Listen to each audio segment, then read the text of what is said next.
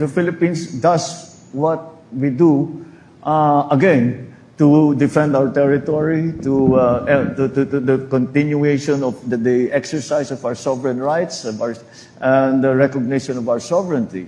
What other countries choose to do is really not something that the Philippines has much influence on.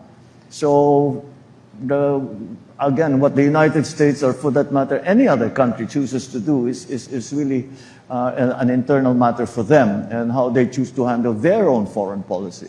When it involves the Philippines, again, we hew back to that policy where we are not interested in being a belligerent force.